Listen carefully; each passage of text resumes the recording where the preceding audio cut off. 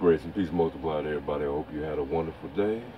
Stand strong in the Lord and the power of his might, putting on the whole armor of God that you may be able to stand against the wiles of the devil. This is called the curses of the Bible. Now, when you read Deuteronomy 28 and Leviticus 26, there's blessings and there's curses. I'm just going to concentrate on the curses and show you that it only points to one particular nation of people still to this day that's living here on this earth. Now, I ain't gonna waste no more time. Let's get to it. We'll go to the book of Genesis chapter 10. And I want to show you something while I'm at this.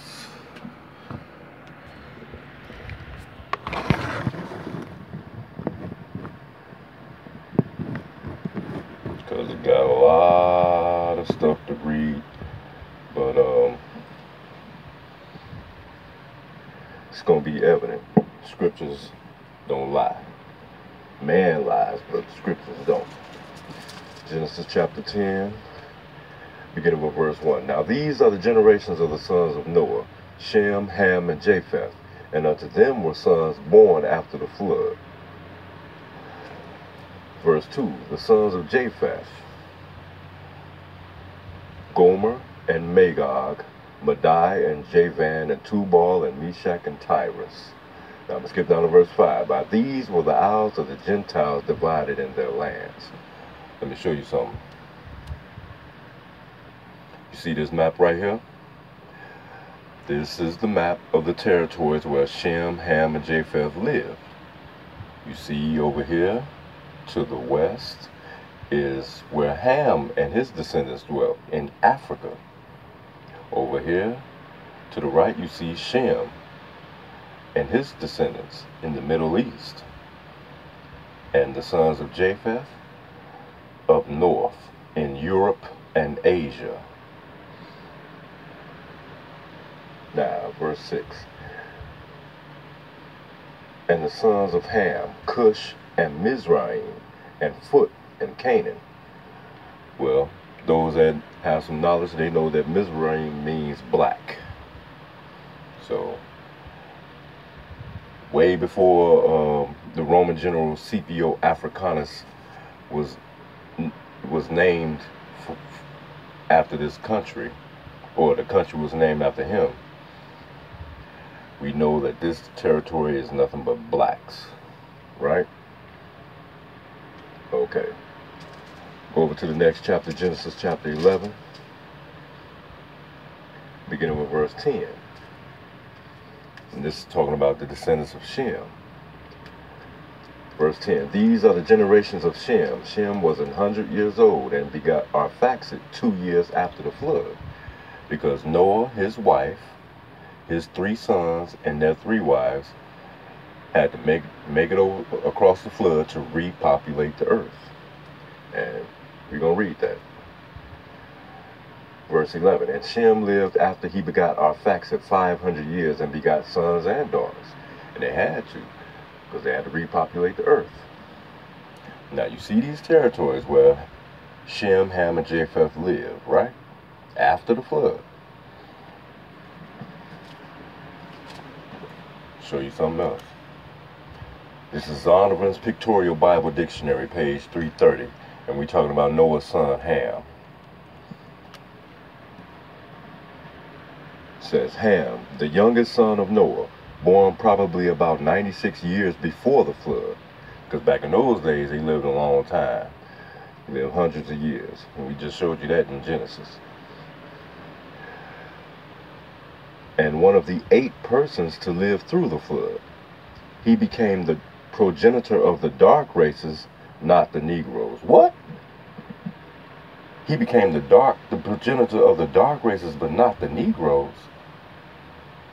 So that saying that the so-called Church of Latter-day Saints say that black people are cursed because they are the sons of Ham, that is a lie. And we're going to clear that lie up right now. He became the progenitor of the dark races, not the Negroes, but the Egyptians, Ethiopians, Libyans, and Canaanites. So Negroes, ain't I a Negro? Ain't my forefathers Negroes? so so if Ham is not the father of the Negroes, he's the father of the Egyptians, the Ethiopians, Libyans, and Canaanites. So Negroes, you are not an Egyptian. You are not an Ethiopian. You are not a Libyan. You are not a Canaanite. You come from another seed. And what seed is that? The seed of Shem. You are the descendants of Abraham, Isaac, and Jacob. Now, for sake of time, I'm going to skip around a little bit. Hebrews making mud bricks. The tomb of Rekhmah in Thebes, dated to Tutmosis III. Tutmosis was one of the ancient Egyptian pharaohs. And people always say, oh, those are wonderful things that the Egyptians built when they built the pyramids. Well, the Egyptians didn't build the pyramids. The slaves of the Egyptians built the pyramids. And who was that? That was our ancient forefathers. That's why the Lord brought you out of Egyptian captivity, bondage, and slavery by the hand of Moses. And the Lord tell you in the Bible, he tell you in the scriptures, anybody that follow after Egypt is going to fall. Because Egypt worship a lot of gods. They worship everything but the true and living God. That's where the Roman Catholic Church got sun worship from, as well as many other pagan ideas. But let me show you something else. Oh.